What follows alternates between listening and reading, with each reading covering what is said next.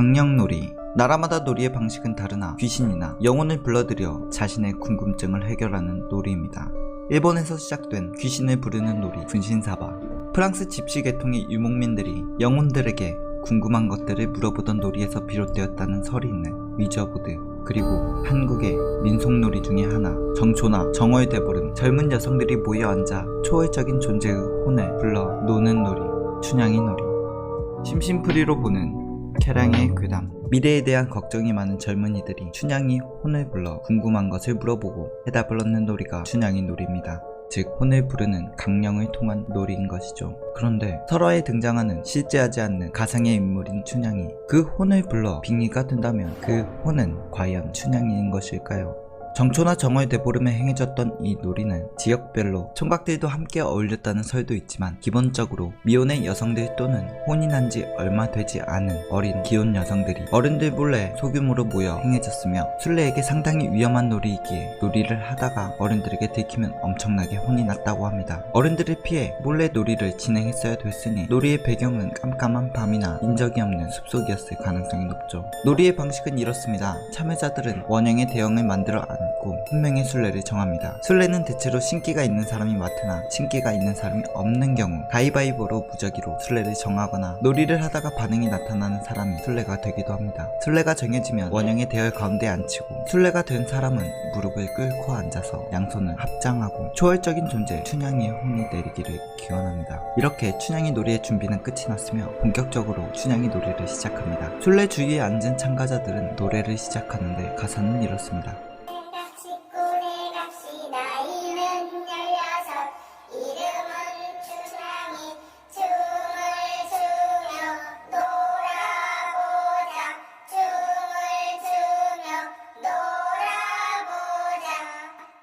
순례는 노래를 들으며 춘향이 혼이 내리기를 기원하는 것에 더욱더 집중합니다. 그렇게 놀이는 진행이 되며 순례의 합장한 손이 점점 벌어지게 되면 춘향이의 혼이 강림한 것이며 이때 순례는 손이 벌어지고 있다는 사실조차 인지하지 못하는 상태가 됩니다. 노래는 계속 이어지며 순례는 어느 순간 일어나 춤을 추고 노래를 부른다고 합니다. 그때 참가자들 또한 함께 일어나 춘향이 노래를 부르며 춤을 추고 놀면서 평소 궁금하던 것을 순례에게 물어봅니다. 지금이라면 성적에 관한 것, 취업, 복권 등등의 궁금증을 물어보겠지만 옛날에는 대체로 혼인은 언제쯤 할 수 있는지나 평소 하던 걱정거리 등을 물어보았다고 합니다. 질문을 받은 순례는 무당이 공수하듯이 대답을 해주었다고 하죠.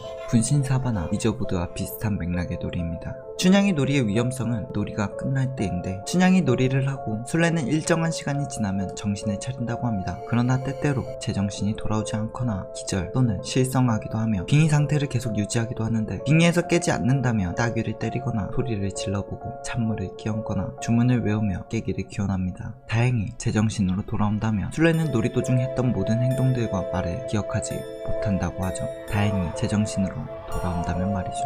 그리고 더 큰 위험성은 순례에게 어떤 혼이 들어올지 모른다는 것입니다. 춘향이의 혼을 불렀다지만 어떤 강령놀이가 그렇듯 춘향이의 혼이 들어올지는 미지수이며 게다가 춘향이는 가상의 인물로 주변을 떠도는 잡귀, 악귀들이 들어올 가능성이 아주 높다는 것이죠. 그런 귀들은 질문의 답을 악의적으로 해줄 수도 있고 신기가 없이 무작위로 선택된 순례의 몸에 들어간 령은 그 순례의 몸으로 무슨 짓을 할지는 모르는 것입니다.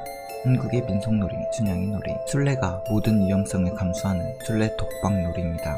현대에 이 놀이를 한다면 신기가 있는 사람은 구하기 힘들 테니 임의로 순례를 정하거나 순례 없이 놀이를 진행하여 무작위로 순례가 정해질 텐데 놀이를 한다면 내가 순례가 될 수도 있겠죠. 아무 일도 안 생길 수 있으나 참여자 빼곤 아무도 없는 깜깜한 밤에 막상 내가 순례가 된다면 춘향이 놀이를 할 용기가 있으신가요? 우리 집의 외환이라는 노래를 부르며 앞으로 갔다 뒤로 갔다 하고 가위바위보로 이기면 상대편을 데려와 자신의 편을 늘려가는 놀이. 어렸을 적 해보셨나요? 그런데 이 놀이와 상당히 유사한 놀이가 일본에도 있습니다. 그 이름은 하나이치몬메. 하나이치몬메의 놀이 방식도 편을 나누어 앞으로 갔다 뒤로 갔다 하며 하나이치몬메의 노래를 부르고 가위바위보를 하여 자신의 편을 늘려가는데 우리나라의 우리 집의 외환이와 일본의 하나이치몬메의 놀이 방식이 유사하다 못해 거의 똑같습니다. 우리 집의 외환리의 정확한 유래를 알 수는 없지만 일본의 하나이치 몸매가 한국에 변형되어 전파되었다는 설이 가장 힘을 받고 있습니다. 그런데 하나이치 몸매의 가사의 뜻이 전국시대의 어려운 형편에 못 이긴 어른들이 아이를 파는 풍습과 관련이 있다는 괴담이 있습니다. 심심풀이로 보는 캐랑의 괴담. 하나이치 몸매의 가사는 이렇습니다.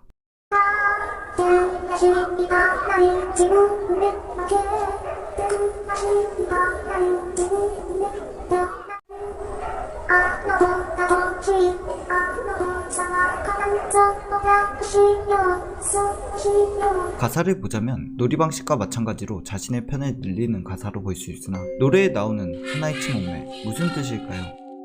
몸매는 무게의 단위로 이치 몸매는 3.75g을 뜻합니다. 당시 쓰였던 1문전의 무게가 3.75g이었고 이 1문전이 이치 몸매 단위의 유래입니다. 즉 이치 몸매는 그 정도로 가치가 없는 것, 싼 것이라는 의미가 있습니다. 그리고 하나, 일본어로 하나는 꽃을 뜻합니다. 즉 꽃 1문전이라는 말이 되는데 노래에 대입하면 이겨서 기뻐 꽃 1문전, 져서 분해 꽃 1문전, 어떤 아이가 갖고 싶어 저 아이가 갖고 싶어가 됩니다. 아이들 놀이에 뜬금없는 화폐 단위와 아이를 선택하는 가사, 이런 점들을 보아 꽃은 여자아이를 뜻한다고 해석이 되며 이겨서 기쁘다의 카테는 사서 기쁘다와 동일한 발음을 가집니다. 그리고 져서 분해의 마케테는 일본에서 지다, 가격을 깎다 두 개의 의미로 받아들일 수 있다고 합니다. 즉 이겨서 기뻐 하나이치 몸매는 여자아이를 싸게 사서 기쁘다가 되고 져서 분해 하나이치 몸매는 여자아이 가격이 깎여 분하다는 뜻이 됩니다. 이런 해석들을 통해 일본에서는 전국시대의 어려운 형편에 못 이긴 어른들이 유구하게 아이를 파는 풍습이 담긴 동요라는 괴담으로 자리 잡혀 있습니다.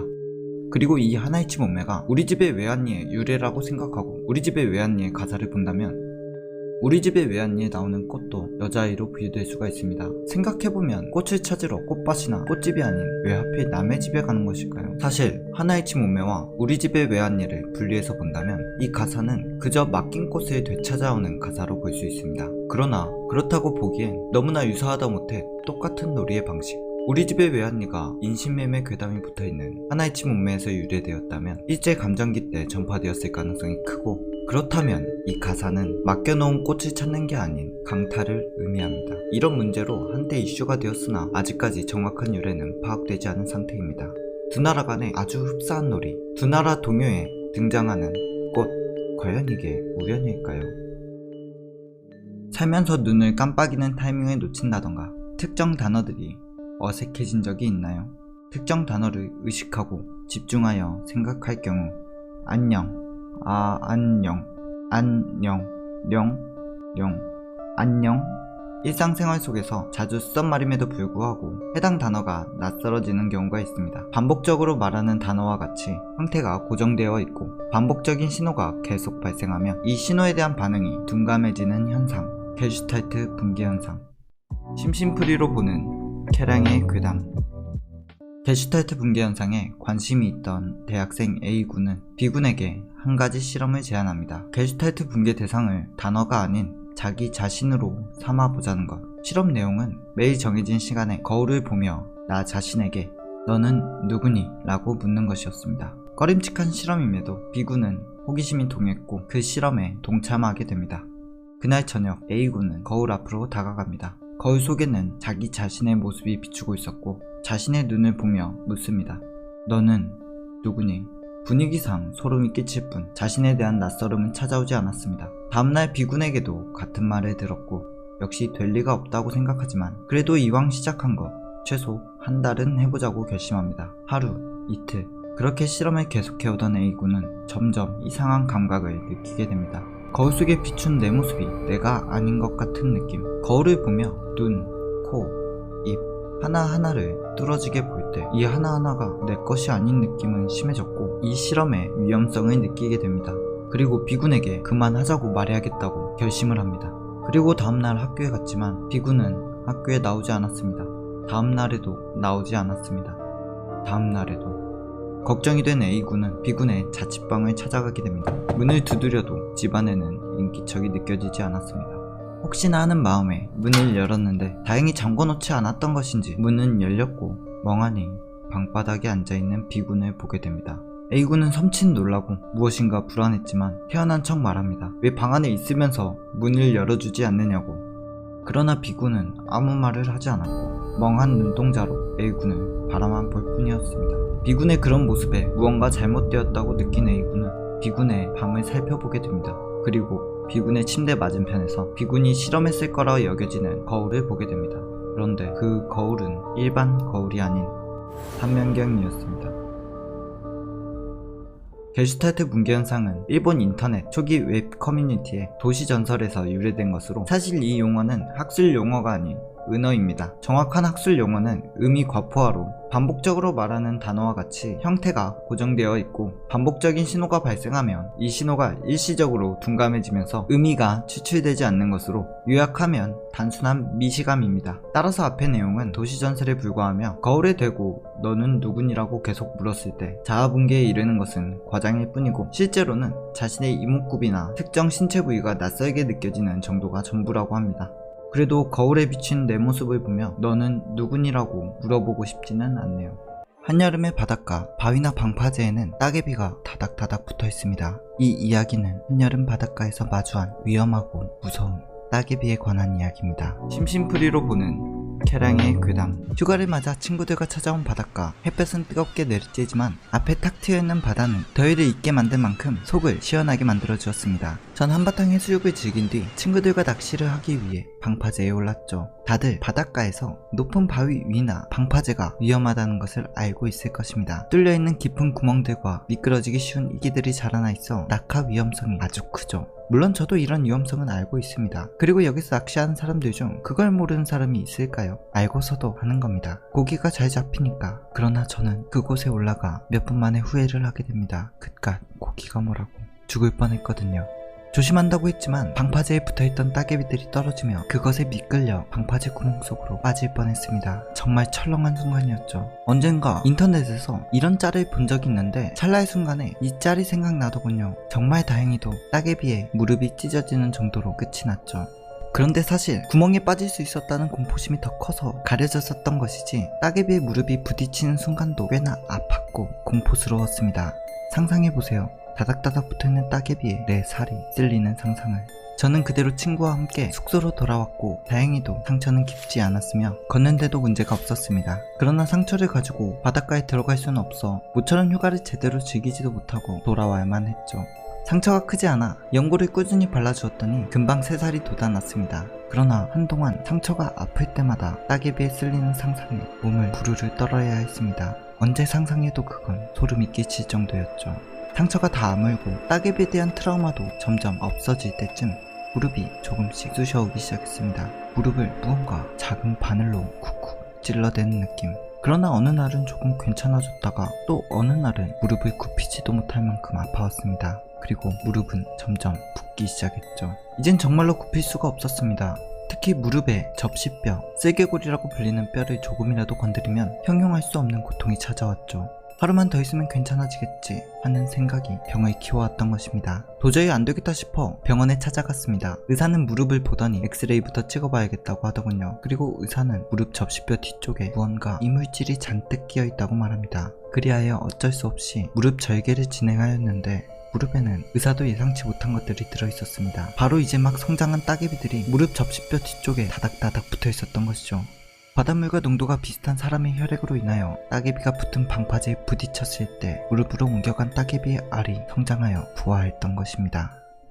각색을 하였으나 따개비 괴담 또한 게슈탈트 붕괴와 마찬가지로 일본에서 유래된 도시전설로, 따개비가 사람 내부에 기생한다는 것은 그저 괴담일 뿐입니다. 따개비는 물이 빠져나간 썰물 때 자신의 몸을 지키기 위해 껍질이 딱 닫혀있는데, 유생을 방출하는 것은 물이 차있을 때로 따개비를 긁힌다고 체내로 들어올 일은 없으며, 유생의 크기 또한 모래알만 하니 체내 혈관에서 돌아다닐 수도 없는 크기입니다. 한마디로 모래에 넘어졌다고 모래알이 체내에서 돌아다닐 수 없듯이 말이죠. 게다가 해수의 염분 농도는 3.3에서 3.5%이고 인간의 혈액은 0.9%로 비교를 하자면 이 정도의 염분은 민물과 바닷물이 만나는 기수역과 비슷하다고 할 수 있습니다. 기수역에서 따개비류가 서식하는 곳도 있지만 따개비의 서식지로 적합하다는 것은 경솔한 판단인 것이죠. 즉 체내에서 따개비가 자랄 확률은 제로에 가깝습니다. 그러나 바닷가에서 높은 바위 위나 방파제에 올라가는 것은 절대 해서는 안 될 짓입니다. 스코틀랜드의 오버튼 하우스로 가는 길 중간에 위치한 다리 오버튼 교. 이 다리 초입엔 이런 문구가 있습니다. 위험한 다리, 개를 목줄로 묶어두시오. 강아지를 데리고 다니며 목줄이나 하네스를 하는 건 기본 중에 기본으로 딱히 이상해 보이지 않는 경고문이나 이런 문구 위에 왜 위험한 다리라고 써져 있을까요? 오버튼 교회는 또 다른 이름이 있는데 일명 귀신 들린 다리, 강아지 자살 다리라는 이름입니다. 이 다리는 1895년도에 세워졌고 수십 년간 아주 많은 개들이 투신한 다리입니다. 그것도 다리의 특정 방향, 특정 지점에서만 말이죠. 사람도 아니고 강아지들이 자살 충동을 느껴 투신을 한다. 선뜻 이해되지 않는 일이 바로 이곳 오버튼 교회에서 벌어지고 있었죠. 보호자들은 강아지를 데리고 이 다리를 건널 때마다 목줄을 하지 않아서 순간의 방심으로 자신의 사랑하는 반려견을 평생 잃어버리는 일이 굉장히 많이 생겼습니다. 강아지들은 다리의 특정 지점에 도달하면 예외 없이 유사한 행동을 보였는데 갑자기 안절부절 못하며 코를 벌렁거리고 냄새를 맡는 행동을 하며 불안이 심해지다가 해당 지점의 난간에서 허공을 향해 짖고 난간에 앞발을 올린 채 길게 짖습니다. 꼭 다리 밖에 허공에 무언가 있는 것처럼 말이죠. 그리고 그대로 난간 넘어 15m 아래로 점프해버립니다. 현재까지 600여 마리의 강아지들이 이 다리에서 떨어졌다고 알려져 있죠. 강아지들의 이유를 알 수 없는 행동. 강아지들은 대부분 고소공포증이 있고 높은 곳을 무서워합니다. 그런 강아지들이 다리 위에서, 그것도 15m나 되는 높이에서 한두 마리도 아니고 몇백 마리의 강아지들이 투신하는 것은 정말 이해가 되지 않는 모습이었고, 이런 현상은 주인과 얼마나 유대관계가 좋든 훈련을 얼마나 엄격하게 받았든 순종견이든 믹스견이든 종의 구분 없이 강아지가 그 지점에만 도달하면 이상행동을 보이고 밑으로 뛰어내리기 일쑤였습니다. 15m의 높이의 다리 위에서 뛰어내린 강아지들의 운명은 굳이 보지 않아도 보호자와 강아지 모두에게 굉장히 가혹한 일이 되었죠. 나뭇가지와 차가운 계곡물에 쓸리고 날카로운 돌들 위로 추락해 부상을 입는 정도는 다행이라고 여겨질 정도로 말이죠. 멀쩡했던 강아지들이 꼭 이 지점만 도달하면 이상행동을 하고 뛰어내리려고 하는 것을 경험하고 목격한 주민들은 다리에 귀신이 붙은 게 틀림없다고 수군댑니다. 다리 밖에서 무언가가 강아지들에게 그 밑으로 뛰어내리라고 충동질을 하고 있다고 말이죠. 그렇지 않고서야 멀쩡했던 강아지가 갑자기 자살 충동을 느껴 다리에서 뛰어내릴 이유가 없다는 것입니다. 그렇게 강아지들의 투신은 계속되고 이 소문은 동물 행동학자들의 귀에까지 들어가게 되죠. 학자들은 강아지들의 관점에서 눈높이, 후각, 시각, 청각을 고려해 오버튼 교에서 강아지들이 뛰어내리는 이유에 대한 답을 몇 가지 내놓았는데, 오버튼 교는 사람에게는 아름다운 교량이지만 개들에게는 굉장히 혼란스러운 곳이며 강아지들은 자신이 다리 위를 걷고 있다고 판단할 수 없는 장소라는 것입니다. 다리의 난간은 구멍 하나 없이 막혀있고 시각적으로 벽 너머가 낭떠러지라는 것을 볼 수 없는 강아지들은 그저 평지의 벽으로 인식하며 다리 밑에서 들려오는 계곡 물소리를 듣고 평지 밑에서 물소리가 들리는 이상한 경험을 한다는 것이죠. 그렇게 강아지들이 대체 밑에서 무슨 상황이 벌어지고 있는 것인지 호기심을 느끼는데, 거기에 더불어 다리 밑에 밍크나 다람쥐의 배설물 냄새가 공기 중에 퍼져 그 호기심을 주체하지 못하게 만들고 강아지들은 평지라 생각한 난간 너머로 점프를 한다는 것입니다. 무언가 그럴싸하지만 학자들의 이 말들 또한 정답이 아니며 추론일 뿐으로, 다리 밑에 물이 흐르며 난간이 막혀있는 다리는 셀 수 없이 많고 학자들의 말이 맞다면 다리 대부분의 장소에서 이상행동이 포착되어야 하는데 특정 난간, 이 장소에서만 개들이 투신한다는 것이죠. 그리고 지역 토박이 사냥꾼인 존 조이스는 50년 동안 사냥을 하면서 이 근방에서 밍크 같은 건 보지 못하였다는 인터뷰를 하며 학자들의 말을 전면 부인합니다. 그만큼 학자들의 추론엔 허점이 많았고 학자들이 정확한 정답을 못 내놓고 추론밖에 하지 못할 만큼 이 현상은 굉장히 미스테리했죠. 그렇게 오버튼 교에서 강아지들이 투신하는 근본적인 이유는 밝혀지지 않았으며 지금도 강아지들의 이상행동과 투신은 계속되고 이 다리 초입엔 강아지에게 목줄을 하라는 경고판이 세워집니다. 이 난간 너머의 허공에는 대체 무엇이 있으며 왜 이 특정 장소에서만 강아지들이 투신하는 것일까요? 오버튼 교의 강아지들의 자살은 아직까지 풀리지 않은 미스테리로 남아있습니다.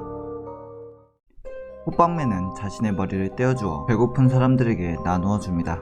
그런데 사실 호빵맨의 머리는 굉장히 단단합니다. 때리고 수천 미터의 상공에서 추락해도 혹이 날 뿐 찌그러지지도 떨어지지도 않습니다. 그런데 호빵을 나누어 줄 때는 정말 쉽게 똑 하고 떨어집니다. 어쩌다가 호빵맨은 자신의 머리를 떼어주게 된 것일까요? 심심풀이로 보는 캐랑의 괴담. 사실 호빵맨 괴담은 일본에서 세균맨 괴담이 유명합니다. 호빵맨을 만든 잼 아저씨가 어째서 잼빵맨은 안 만들었던 것일까에 대한 의문으로 시작하여 사실 세균맨은 잼빵맨이며 호빵맨과 달리 온몸이 빵으로 만들어진 잼빵맨이 비를 맞아 곰팡이가 피며 세균맨이 되었다는 괴담입니다. 괴담을 조사하던 도중 괴담이 근본부터 잘못되었다는 것을 알았습니다. 세균맨은 태어날 때 알에서 태어났으며 태어날 때부터 세균맨이었다는 편이 있었던 것이죠. 호빵맨 또한 잼 아저씨가 만든 게 아니며 그저 빵을 만들던 잼 아저씨의 집에 별똥별이 떨어지며 우연히 호빵맨이 탄생하게 된 것이었습니다. 그리고 태어날 때부터 호빵의 머리를 가지고 태어납니다. 여기서 몇 가지 의문이 듭니다. 태어날 때부터 자신의 머리를 가지고 있었던 호빵맨이 어쩌다가 머리를 계속 바꾸게 되는 것일까? 그리고 바뀐 머리는 어떻게 되는 것일까? 애니에서는 바뀐 머리를 어떻게 처리하는지 나오지 않습니다. 머리가 바뀌고 떨어진 머리를 회수하는 장면은 어디에서도 찾아볼 수가 없죠. 그리고 호빵맨은 머리가 바뀌어도 모든 기억을 똑같이 유지합니다. 그렇다면 호빵맨의 기억은 머리가 아닌 몸에 저장되는 것일까요? 호빵맨의 머리가 우리가 알고 있는 호빵맨의 머리가 아닌 다른 편들이 있습니다. 대두 호빵맨은 머리로 공격하고 팥이 들어간 호빵이 아닌 만두 속이 들어간 찐빵의 머리일 때는 말투가 바뀌며 그동안 쓰지 않았던 무술을 사용합니다. 그리고 자신을 찐빵맨으로 지칭하죠. 즉 머리가 바뀌면 공격법, 성격, 말투가 바뀌며 평소 쓰지 않던 공격법을 아무런 학습 없이 바로바로 씁니다. 이런 모습을 보아 호빵맨의 기억을 담당하는 것은 머리라는 것을 알 수 있습니다. 이런 모습들을 보자 프레스티지라는 영화가 오버랩됩니다. 마술사의 궁극의 마술, 순간이동. 알프레드 보드는 순간이동 마술을 완벽히 성공시키고자 과학의 힘을 빌립니다. 그런데 과학자는 만들라는 순간이동 기계는 안 만들고 완벽한 복제를 할 수 있는 기계를 만들고 말죠. 모자를 넣으면 모자가 복제가 되고 고양이를 넣으면 고양이가, 사람을 넣으면 사람이 완벽히 복제가 됩니다. 그리고 알프레드 보드는 이 기계로 순간이동 마술을 합니다. 기계가 작동하는 순간 발밑에 발판이 열리며 내려가고 복제품이 나타나는 것이죠. 그리고 발판 밑으로 내려간 알프레드 보드는 물이 가득 찬 상자에 갇혀 죽습니다. 완벽한 복제에 한 명이 죽음으로써 자신이 유지되는 것이죠. 그러나 물에 빠진 보드는 무슨 생각을 했을까요? 이건 아니야. 내가 진짜야. 살려줘. 제발 살려줘. 살려줘. 이런 생각을 했을 겁니다. 그리고 보드니 이러한 행위를 할 수 있었던 이유 중 하나는 물에 빠져 죽는 익사는 아주 평온하다고 생각했기 때문이었습니다. He said it was like going home. I was lying. He said it was agony. 다시 호빵맨으로 돌아가 기억을 담당하는 머리가 바뀌는 순간 원래의 머리는 무슨 생각을 했을까요? 그 짧은 순간 알프레드 보든과 같은 생각을 하지 않았을까요? 원래 호빵맨의 얼굴은 카레를 몇 번 맞아도 괜찮았습니다. 그리고 비를 맞아도 힘을 못 쓸 뿐 죽는 것도 아닙니다. 물에 젖어도 다시 마르며 원래의 모습을 되찾을 수도 있죠. 아무리 때려도 찌그러지지 않는 호빵머리, 수천 미터 상공에서 떨어져도 홍맛 나는 머리. 이런 강인한 호빵맨의 머리를 제대로 손상시킬 수 있는 것은 사실 호빵맨 자기 자신뿐입니다. 그리고 항상 다치는 세균맨이 몸을 회복하는 점들을 보아 자연 치유도 가능한 세계입니다. 호빵맨의 머리는 오로지 잼 아저씨만 만들 수 있습니다. 거꾸로 새로 만들어야 할 텐데 잼 아저씨가 아니면 새로 만들 수가 없어. 그런데 호빵맨은 잼 아저씨의 호빵에 별똥별이 떨어지면 탄생합니다. 즉 잼 아저씨가 의도적으로 호빵맨을 만들어낸 것이 아니라는 것이죠. 잼 아저씨가 의도적으로 호빵맨을 만들어낸 것이 아닌 우연으로 탄생한 호빵맨.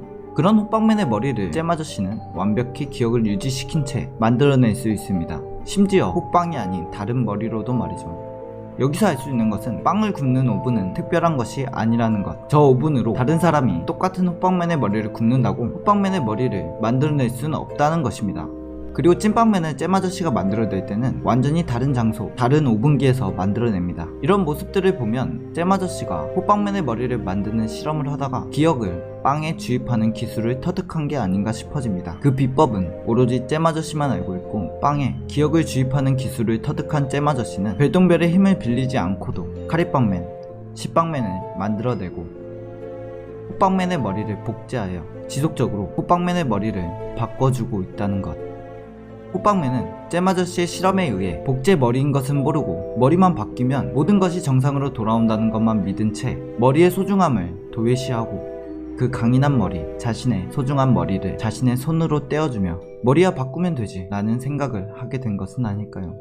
그러면서 점차 머리의 소중함은 잊혀지고 엄살 또한 심해지고 얼굴이 이래서 힘이 안 나. 조금이라도 힘이 빠지면 머리를 교체하는 행동을 하고 머리를 자신의 손으로 떼어주며 복제라는 악마의 기술을 통해 호빵맨은 자기 자신을 죽이고 또 죽인 것일지도 모릅니다.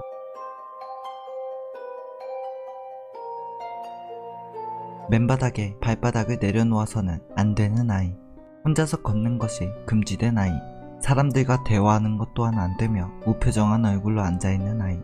사람들에게 경배를 받는 이 작은 소녀는 인간의 몸으로 신의 삶을 사는 쿠마리입니다.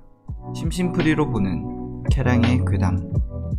살아있는 신 쿠마리는 엄격한 기준을 통해 3살에서 6살의 소녀가 선택되어 여신이 됩니다. 선택된 어린 여자아이는 사람들의 추앙을 받으며 힌두교의 여신인 탈레주와 두루가 그리고 밀교의 여신인 바지라데비의 화신으로서 여신의 삶을 살아가죠. 사람들의 추앙을 받으며 여신으로서 살아가는 삶은 언뜻 생각하기엔 좋아 보입니다. 그러나 선발 과정, 선발된 후 여신의 삶은 어린 여자아이가 겪기엔 너무 가혹한 과정이 아닐까 라는 생각이 들게 합니다. 쿠마리의 선발 과정은 이렇습니다. 외모에 대한 심사가 무려 32가지의 과정을 거치는데 몸은 균형이 잡혀 있어야 하고 상처나 병, 반점이 없고 치아가 가지런하며 부드러운 손과 발을 가지고 있어야 하고 튼튼한 몸에 냄새가 나지 않아야 하며 사자의 가슴으로 겁이 없어야 합니다. 두 번째 심사로는 전임 쿠마리가 쓰던 장신구를 고르는 시험으로 영적 능력을 시험하는 것입니다. 여신의 화신인 쿠마리는 여신과의 영적 교감으로 쿠마리가 쓰던 물건을 당연히 고를 수 있을 거라고 생각해 만들어진 시험이죠. 세 번째 시험은 빛을 모두 차단하고 소, 돼지, 양, 닭 등의 머리를 놓아둔 방에서 하루를 지내는 것입니다. 어린아이가 피냄새가 진동하는 깜깜한 공간에 갇혀 꼬박 하루를 지내야 된다는 것입니다. 쿠마리의 정신을 보는 시험으로 이때 울거나 소리를 내면 탈락하게 됩니다. 이런 시험을 거쳐 최종적으로 아이는 인간에서 여신이 됩니다. 그리고 여신으로서의 삶을 살아가게 되죠. 쿠마리는 인간이 아닌 신이기에 한낱 인간하고의 대화가 금지됩니다. 그리고 사원을 벗어나지 못하며 특별한 행사 때만 사원을 나갈 수가 있죠. 또 피를 흘려선 안 됩니다. 아주 작은 상처라도 피를 흘린다면 신성이 훼손되었다는 의미로 쿠마리에서 내려와야 합니다. 그렇게 쿠마리는 맨바닥에 발을 놓지 않으며 스스로 걷는 것 또한 금지되어 행사로 이동 시엔 마차로 짧은 거리는 들려서 이동합니다. 이런 삶을 사는 쿠마리에게 사람들이 바라는 것은 무엇일까요?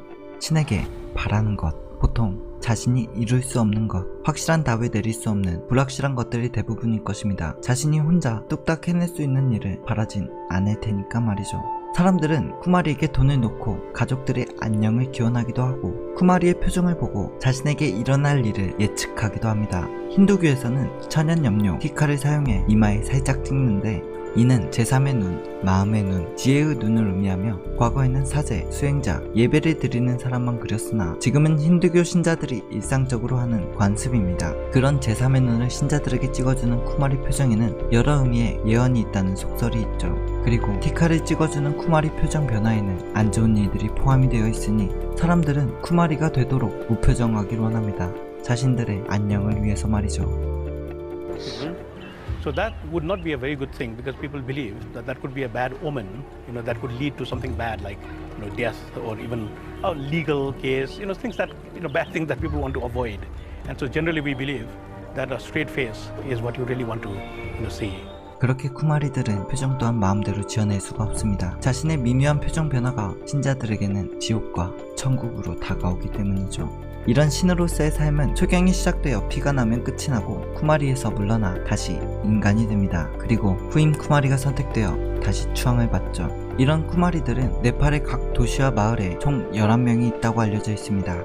3살에서 6살, 자신이 무언가를 선택하기에는 벅찬 나이, 그저 시키는 대로 초경도 시작하기 전인 어린아이들이 이런 여신의 삶을 살아간다는 것이죠. 그리고 이런 여신의 삶을 살고 다시 인간으로 돌아오는 쿠마리들을 더욱 힘들게 하는 속설이 있습니다. 쿠마리가 집으로 돌아오면 집안이 망한다. 쿠마리였던 여자와 결혼하면 남편이 일찍 죽는다. 아주 어린 나이부터 사원에 갇혀 살아 친구도 없고 다시 인간으로 돌아와도 이런 속설 때문에 많은 쿠마리들이 결혼도 하지 못한 채 쓸쓸하게 노년을 맞이합니다. 다만 쿠마리들에게 혜택이 없는 것은 아닙니다. 국가에서 연금을 주죠. 그러나 성인이 되기 전 어린아이가 받는 연금은 과연 누가 쓸까요? 이런 속설은 왜 만들어지게 된 것일까요? 누가 보기에도 안 좋은 악습이나 신앙적인 전설에 의한 전통이라는 것이 문제입니다. 오랜 전통은 깨어지기 쉽지 않으며 게다가 종교와 얽혀있다면 더더욱 그럴 것입니다. 그리고 20세기까지 쿠마리들에게 네팔 정부는 적극적으로 대처하지도 않았습니다. 그나마 다행히 21세기에 들어 아동인권이 민감한 나라들의 지적을 받아 조금씩 쿠마리의 인권의 권리가 개선되고 있죠. 지금의 쿠마리는 과거에 비해 많이 나아졌습니다. 친구나 친척들이 쿠마리 사원에 오면 만날 수 있고 평소에는 공부, 취미생활 등의 자유시간을 가질 수도 있으며 개인 과외 선생이 와서 공부도 가르칩니다. 그리고 쿠마리의 결혼 비용, 교육비, 연금 등도 국가에서 지원하고 있죠. 그러나 평소 외출은 하지 못하고 사원에서 떠날 수도 없습니다. 그 나라의 오래된 전통이고 종교적으로도 얽혀있으니 왈가왈부할 수 없지만 개인적인 생각을 말하자면 사회성을 기르는 중요한 시기에 여신으로서의 삶은 아이를 위한 일이 아닌 그 아이를 신으로 둠으로써 만족하는 사람들을 위한 일이라고 생각됩니다. 원자력 발전소도 없고 당연히 핵과는 무관한 도시 브라질의 고이아니아. 그런데 이곳에서 대량의 방사능 피폭이 일어납니다. 방사능 오염 검진을 받은 사람만 약 11만 2,800명.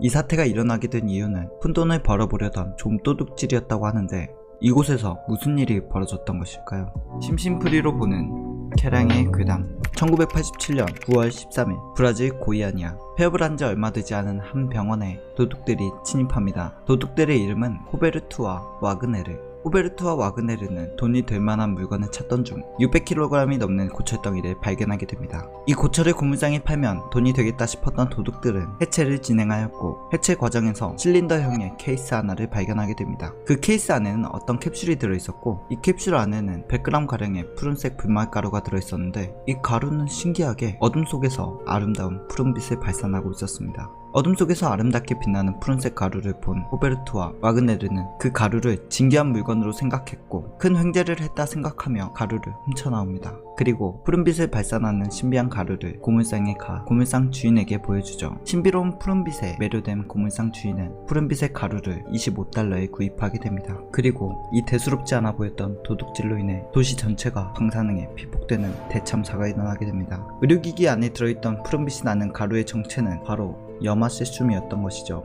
염화세슘은 주로 DNA 분석에 이용되며 암치료를 위한 방사선 기기에 장착하여 암세포 공격에 사용되는 물질로 염화세슘에 포함된 세슘 137은 강력한 방사능을 내뿜습니다. 게다가 이들이 신비롭게 생각하던 푸른빛은 세슘에서 나오는 광석을 초과하려는 강력한 방사선이 광속도를 초과하지 못하고 에너지를 잃으며 내는 푸른빛으로 1934년 이 빛을 처음으로 관측한 사람 이름을 따 체렌코프의 빛 또는 죽음의 빛이라고 불리우는 빛이었습니다. 게다가 이 100g의 세슘 가루에서 뿜어져 나오는 방사능 수치는 50.9 테라베크렐로 후쿠시마 제1원전 사고에서 새어나온 방사능의 3분의 1에 해당하는 어마어마한 방사능 수치였다고 합니다. 이런 사실을 알 리가 없던 도둑들과 고물상 주인은 그저 신비하게 바라는 푸른빛이 아름답기만 했던 것이죠. 급기야 고물상 주인은 빛나는 세슘 가루를 가족들과 이웃들에게 선물로 나누어 주게 됩니다. 이 아름다운 가루를 이용해 사람들은 반지나 액세서리를 만들어 걸고 다녔고 심지어 피부에 바르며 고물상 주인의 조카 6살의 레이 네페레이라는 가루를 가지고 놀다 가루를 묻힌 채로 음식을 먹기까지 합니다. 그리고 며칠 뒤 사람들은 구토와 열, 손과 피부가 벗겨지는 등 방사선 피폭 증세를 보이기 시작합니다. 이상을 느낀 사람들은 인근의 병원을 찾아가지만 병원은 방사능 피폭을 염두에 두지 못했던 것인지 상한 음식을 먹어 생긴 알러지 증상이라며 대수롭지 않게 넘깁니다. 그러나 고철상 주인의 부인 마리아 가브리엘라는 생각하게 됩니다. 자신의 조카인 레이데도 가루를 묻힌 채 음식을 먹기도 했고 혹시 동시다발적으로 일어나는 식중독 알러지 증세가 이 푸른빛의 가루 때문이지 않을까 라는 생각을요. 그래서 마리아는 자신도 검진을 받을 겸 세슘 가루를 가지고 밖으로 나가게 됩니다. 그 과정에서 이 가루가 방사능을 내뿜는 것을 꿈에도 모르는 마리아가 세슘 가루를 들고 북적거리는 버스에 타며 길거리를 걷고 시립보건소에 도착해서는 북적거리는 인파 가운데서 오랫동안 줄을 서 있기도 하며 주변의 시설물과 사람들을 닥치는 대로 피폭시키기 시작합니다. 그리고 진료를 받고 의사에게 세슘 가루를 보여주게 되죠. 가루를 본 의사는 이 증상이 방사능 피폭 증상임을 눈치채게 되고 즉시 시립병원으로 가라고 합니다. 그렇게 브라질 정부에서도 방사능 유출과 오염을 알게 되죠. 사태의 심각성을 인지한 브라질 정부는 즉각 비상대책위원회를 구성하고 방사능의 유출 과정과 오염 상태를 조사합니다. 그런데 이 조사 과정에서 또한 많은 피폭자가 발생합니다. 방사능 사고를 경험한 적 없었던 브라질 보건당국이 파견된 의료진들에게 제대로 된 보호장구를 지급하지 않은 채 작업을 시작했고, 방사능 측정 도구도 여러 명이 돌려쓰고 방사능 환자를 태웠던 앰뷸런스도 이틀 동안 계속 운행하였으며 방사능 오염 환자를 따로 격리하지도 않고 검사를 한 것이죠. 그렇게 고이아니아 방사능 유출 사고로 방사능 오염 검진을 받은 사람은 약 11만 2,800명에 달합니다. 이들은 큰 경기장에서 단체로 검진을 받았고, 이 중 사태가 심각했던 환자는 249명, 그중 4명은 국소 피폭 진단으로 신체를 절단해야 했으며 17명은 골수에 심각한 문제가 발생하고 1987년 10월 23일에 첫 사망자가 나오며 도시 전체가 공포에 휩싸입니다. 첫 사망자는 고물상 주인의 조카 여마세슘을 먹은 레이데 페레이라였고, 그녀는 6살의 어린 나이에 사망하게 됩니다. 그저 아름답게 빛나는 가루를 가지고 논 것 뿐인데 말이죠.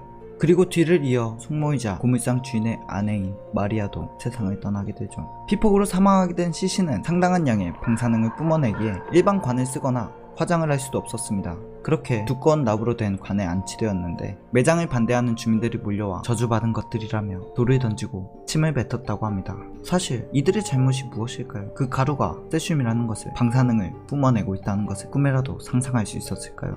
면백히 잘못된 불법 행위인 도둑질 때문에 일어난 사건이지만 근본적인 원인은 방치되어 있던 폐병원의 세슘이었습니다. 이후 병원의 소유자이거나 경영자였던 3명의 의사가 기소되었지만 무혐의로 처리가 됩니다. 그 이유는 그들이 기기를 철거하려 했으나 건물주와의 법적 분쟁으로 법원에서 철거 금지 판결을 내려 철거를 할 수 없는 상황이 되었다는 것입니다. 그해 병원 클리닉 관계자는 원자력위원회에 놓고 간 방사선 치료기기의 위험성을 알리는 편지까지 보냈다고 합니다. 그래서 치료기기를 지키기 위해 경비원 1명을 고용해 치료기기를 지키게 했는데 1987년 9월 13일 하필 도둑들이 들었을 때 경비원이 무단결근을 해버린 것이죠. 그렇게 얽히고 설키며 일어난 작은 좀도둑질로 인해 나비효과처럼 도시 전체가 방사능에 피폭되며 약 3,000세제곱미터의 방사능 폐기물이 나왔고, 방사능에 피폭된 이들은 평생을 격리시설에서 보내거나 자손들까지도 고통 속에 살게 되었습니다. 이 사건으로 111명의 사망자가 나왔으며 사망자 안에 도둑도 포함이 되어 있다고 합니다.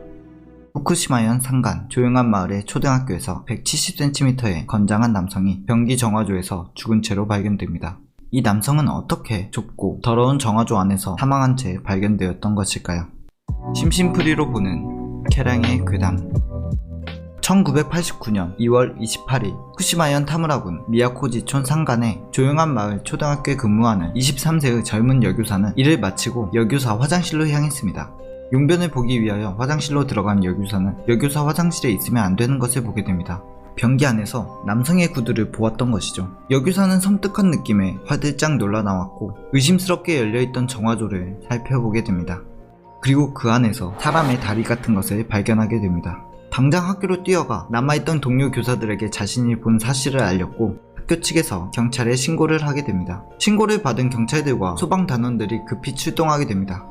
정화조 안에서 사람의 다리가 보이는 것을 확인한 경찰과 소방관들은 발을 잡아당겨 꺼내려 하였으나 정화조 구멍이 너무 좁아 꺼내지 못하였고 중장비를 동원하여 정화조를 파내 시신을 수습하게 됩니다. 이상한 점은 정화조의 입구는 약 30cm이고 전체적으로 가로 125cm, 세로 107cm로 들어갔을 경우 높이는 47cm 밖에 되지 않는 공간에 건장한 남성이 들어가 있었다는 것이었습니다. 또 추운 겨울이었는데도 불구하고 이 남성은 윗옷을 입지 않고 있었으며 그 윗옷을 돌돌 말아 가슴에 꼭 쥐고 있었고 신발도 신지 않은 채였는데 양말은 깨끗하였다고 합니다. 부검을 해보니 무릎과 팔꿈치에 긁힌 상처를 빼면 별다른 외상은 없었고 사인은 흉부 순환장애와 저체온증으로 나왔습니다. 즉 2월의 추운 날씨에 살아있는 상태로 정화조에서 얼어 죽었다는 것이었습니다. 그리고 경찰은 의사가 내린 사인을 근거로 이 청년이 여교사의 볼일 보는 모습을 훔쳐보려다 사고가 난 것으로 결론을 내립니다. 이 청년은 정말 그 이유로 정화조에 들어갔던 것일까요? 남성이 누워있는 자세를 본다면 정화조로 다리부터 들어가는 것은 불가능한 이야기입니다. 게다가 머리부터 들어갔다고 하더라도 앞으로 숙이는 것이 아닌 뒤로 돌아서 들어가야 가능한 자세였습니다. 이 남성이 그렇게까지 해서라도 좁고 어둡고 더러운 정화조에 들어가 그것을 보려 한 엄청난 변태였을까요? 적어도 경찰은 그렇게 판단한 것 같았습니다. 그러한 결론에 유가족들은 강하게 반발합니다.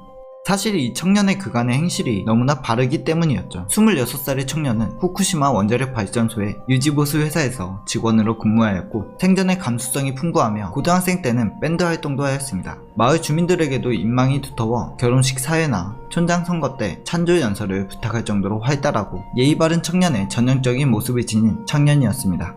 이러한 성실한 사람이 남의 용변 보는 모습을 훔쳐보려고 정화조로 들어갔다는 말에 마을 주민 4천여 명이 재수사를 촉구하는 서명서를 경찰에 제출할 정도였습니다.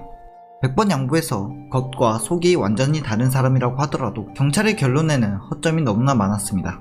영하의 추운 날씨에 자신의 윗옷을 벗어 돌돌 말아 안고 들어갔을까요? 그리고 애초에 정화조 안에서는 어떠한 방법으로도 화장실을 볼 수 없었으며 그의 신발 한 짝은 화장실에서 나머지 한 짝은 사건 현장에서 걸어서 20분 거리의 길가에서 발견되었다는 것입니다. 그런데도 양말은 깨끗한 것이었죠. 즉 신발을 벗어두고 걸어왔을 리는 없다는 것이죠. 청년의 사고 전의 행적도 이상하였습니다. 1989년 2월 28일 발견 이틀 전인 26일에 사망 시기가 추정되는데 24일부터 청년의 행적을 알 수 없었다는 것입니다. 24일 오전 10시쯤 집에서 아버지에게 잠시 외출한다고 말한 뒤에 행적이 묘연하며 이 청년의 승용차는 교사 숙소 근처 농협주차장에서 열쇠가 꽂힌 채 발견이 되어 이곳에 잠시 볼 일이 있었거나 누군가를 만나려고 했고 사망 전까지 이틀간 행방을 알 수 없는 곳에서 생존해 있었을 가능성이 제기됩니다.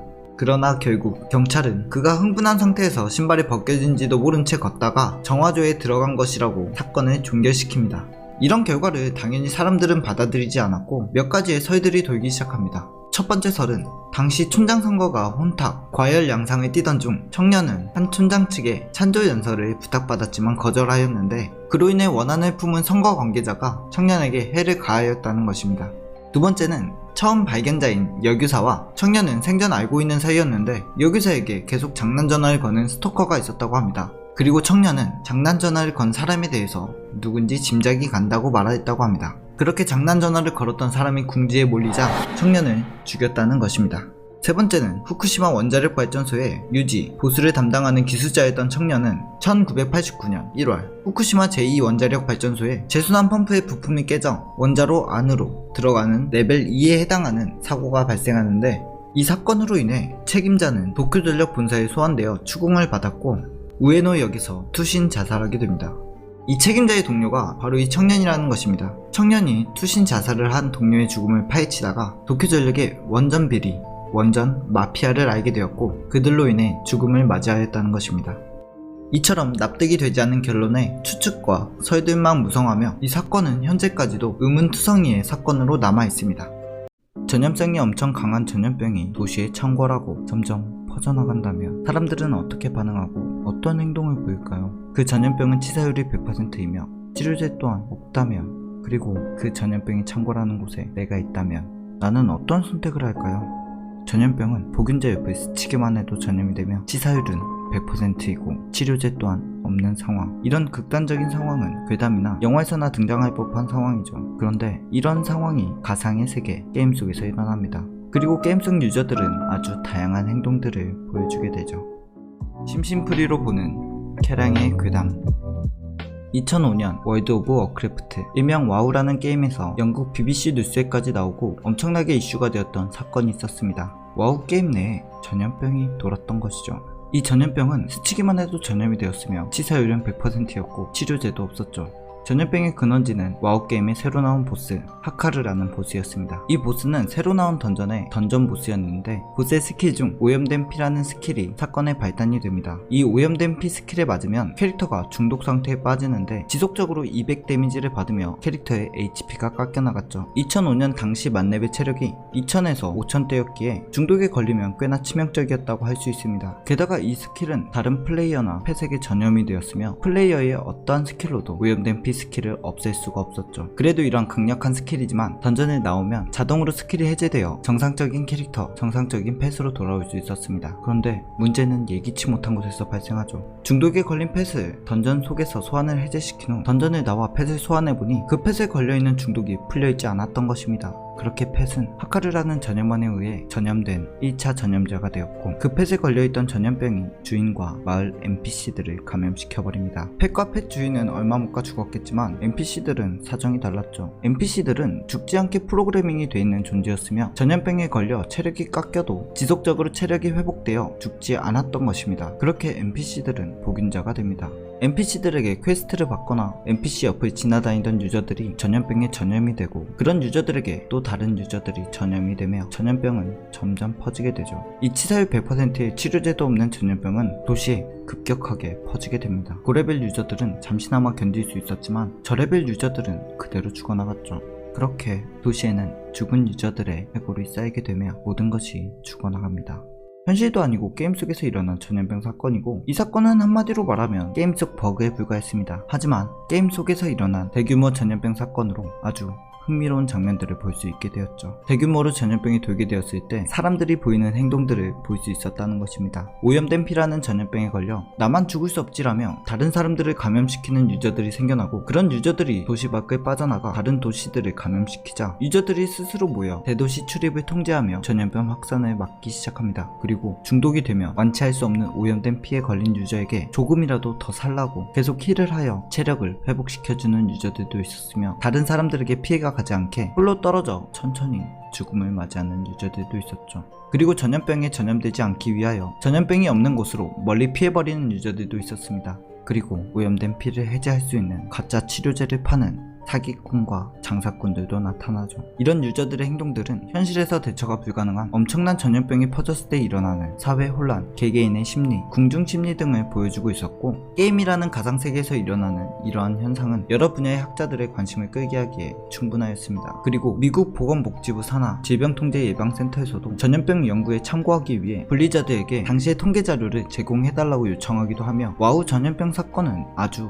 유명한 사건이 되었죠. 다만 블리자드 측에서는 게임 내의 버그일 뿐이라며 질병통제예방센터에 자료 요청을 거절하였고 운영진 측에서도 어떻게 대처할 수 없는 대규모 전염병 사태에 서버를 다운시키고 리셋을 시켜버립니다.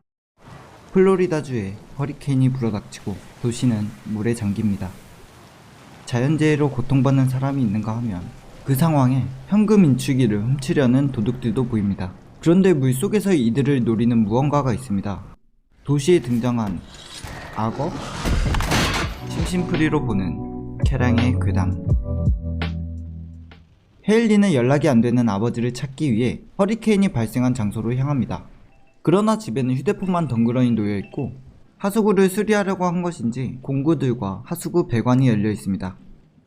그렇게 헤일리는 집의 지하로 향하게 되고 그곳에서 아버지의 흔적들을 발견합니다. 그리고 무언가에 상처를 입은 아버지를 보게 되죠. 쓰러져 있는 아버지를 끌고 가던 중 지하에서 악어를 만나게 됩니다. 다행히 피신할 곳을 찾았지만 허리케인으로 인해 지하에는 물이 점점 차오르고 있었죠. 이 영화는 미국에서 2019년 7월 12일, 한국에서는 2019년 11월 27일에 개봉한 크롤이라는 영화입니다. 때에 맞지 않는 여름도 아닌 11월에 개봉하고 몇몇 장면들의 답답함 때문에 평가는 높지 못합니다. 하지만 평점이 높지 못한 이유의 근본적인 원인은 이것이 아닐 것입니다. 미국에서는 제작비의 6배의 흥행 수익을 낸 작품이니까 말이죠.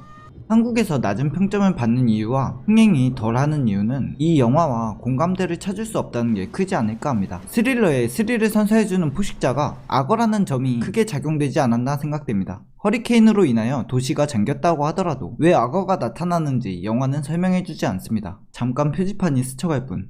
우리에게 스릴을 선사해주는 무언가가 괴물처럼 신선한 것도 아니며 실제 사람이 등장하여 우리에게도 그런 일이 일어날 수 있다는 공감대를 형성하기에도 도심 속의 악어는 무리인 것이죠. 사실 미국의 플로리다에서는 이 영화의 상황이 현재 직면해 있는 사태입니다. 플로리다주 전체가 악어 서식지라고 할 만큼 플로리다에는 굉장히 많은 악어가 살고 있죠. 홍수나 허리케인이 아니더라도 현관 앞에 악어가 출몰한 사건도 있었고 산책하던 여성을 호수로 끌고 가는 사고도 발생하였습니다. 그리고 홍수가 나면 곳곳에서 악어들이 발견되고 물이 가득 차면 물속에 악어들이 출몰합니다. 즉 미국 플로리다에서는 언제나 일어날 수 있는 공포의 상황이며 카테고리 5의 카트리나 때도 악어에 피해가 있었다고 합니다. 동물원이나 주스님 유튜브에 가야 악어를 볼 수 있는 우려와는 달리 미국에서는 악어로 인한 피해나 사건이 심심치 않게 등장합니다. 그로 인해 악어가 나오는 영화를 보는 관점도 공감대도 상당히 다를 수밖에 없죠. 우리는 악어가 왜 비틀기를 안 하지? 아, 이제서야 비틀기를 하네? 왜 저기서 전화를 걸어? 늘 생각하지만 미국에서는 진짜 저럴 수도 있겠다. 허리케인이 일어났을 때 저런 상황이었을까? 이런 생각들을 하게 될 테니까 말이죠. 이 때문에 미국에는 악어에 대한 영화나 괴담들이 많습니다. 오늘은 영화를 보며 떠올랐던 하수구 속에 악어가 살고 있다는 괴담에 대하여 이야기해볼까 합니다. 로스앤젤레스 공공도서관에서 기자인 에린 블레이크 모어는 우연히 어떤 사진들을 발견합니다. 악어와 친근하게 사진을 찍은 사람들. 그런데 충격적이게도 이 사진들의 사람들은 전문 사육사가 아닌 일반 시민들이었다는 것이었습니다.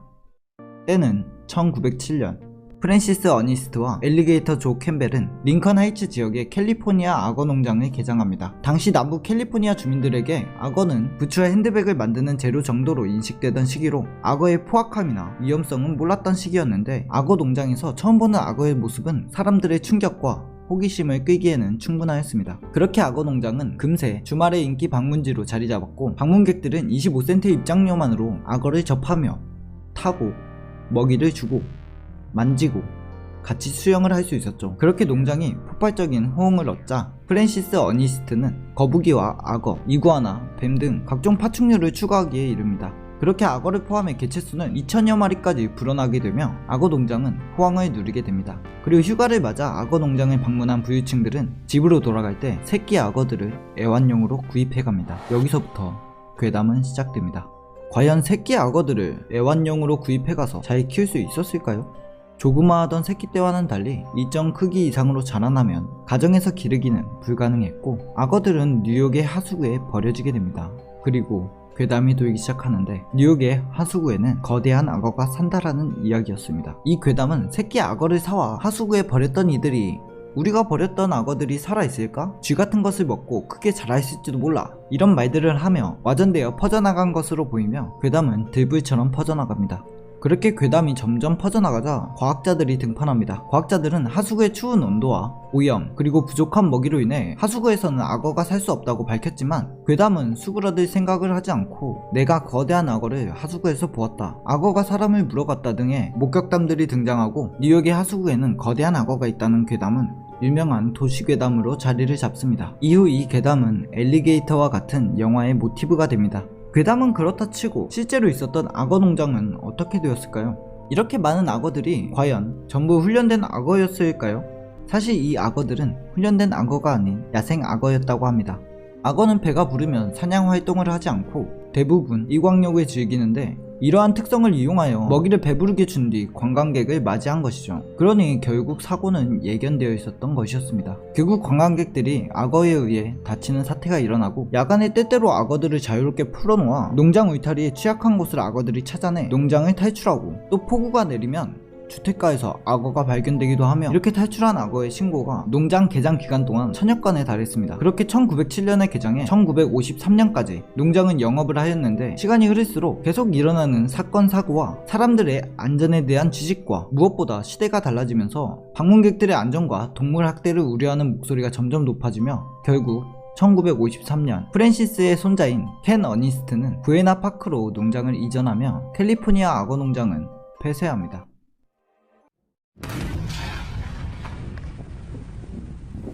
화려한 불빛들과 음식, 술, 볼거리가 많은 사람들이 즐기며 어울리는 축제. 세계에는 각 나라의 문화들이 어울려져 아주 다양하고 이색적인 축제들이 많죠. 많은 축제들이 있는 만큼 그 중에는 아주 위험해 보이는 축제들도 있습니다. 매년 나오는 부상자, 사망자에도 전통이라는 이유로 계속 진행되고 있는 축제들 말이죠. 첫 번째는 폭탄 해머 축제입니다. 멕시코 과나후아토 산루 안데르베가 마을에서는 매년 2월 폭탄 해머 축제가 개최됩니다. 현지에서는 메가본버 축제라고 하며 해마다 수십 명의 부상자가 나오는 축제이죠. 이 축제는 축제 이름 그대로 해마에 폭탄을 달고 지면에 내려치는 축제입니다. 큰 망치 끝에 염화칼슘과 유황을 사용한 폭발물을 테이프로 빙빙 감고 그것을 지면에 두드려 폭발을 시키는 축제이죠. 이 축제가 위험한 이유는 망치를 내리쳐 폭발을 일으키는 과정에서 충격을 견디지 못한 망치 조각이나 땅에서 튄 돌, 파편 등에 맞아 가볍게는 찰과상, 고막 파열, 심하게는 사망까지도 갈 수 있다는 점입니다. 참가자들은 긴 소매의 옷을 입고 모자나 선글라스를 이용해 부상을 피해보려고 하지만 폭발의 충격을 막기엔 부족해 보이죠. 심지어 이 축제는 성인뿐만이 아닌 아이들도 대수롭지 않게 망치를 지면에 두들겨 폭발을 일으킵니다. 2020년 올해 2월에도 어김없이 축제는 열렸으며 이 축제에 약 6,000명이 넘는 참가자가 참여해 폭탄해머 축제를 즐겼다고 합니다. 그 중에서 43명이 경상을 입었고 한 남성 참가자가 폭발로 다리를 다쳐 들것에 실려갔다고 하죠.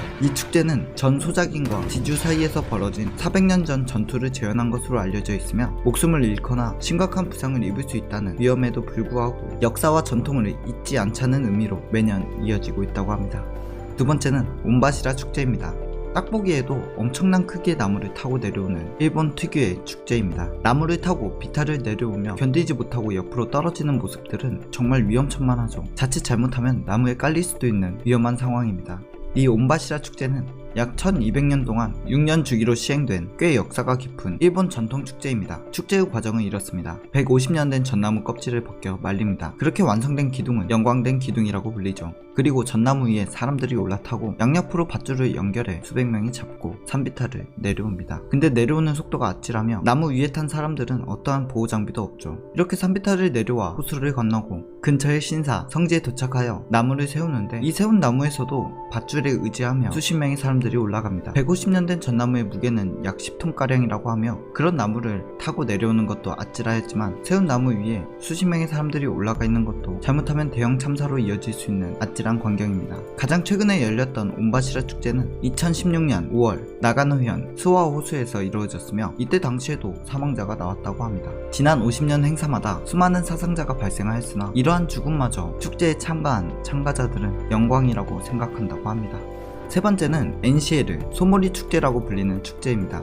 스페인의 산페르민 축제, 교회가 주관하는 종교 행사와 거리 행진 등 150여 개 행사가 열리지만 역시 하이라이트는 오전에 열리는 엔시에로라고 불리는 황소 달리기와 투우 경기입니다. 골목길 황소 달리기는 산페르민 성당의 종소리와 함께 825m 구간에서 진행이 되는데 관광객을 포함한 18세 이상의 참가자는 하얀 옷에 붉은 띠를 메고 목재 울타리가 쳐진 골목길에서 황소보다 앞장서서 투우장까지 내달립니다. 그 뒤로 맹렬하게 황소떼가 달려오죠.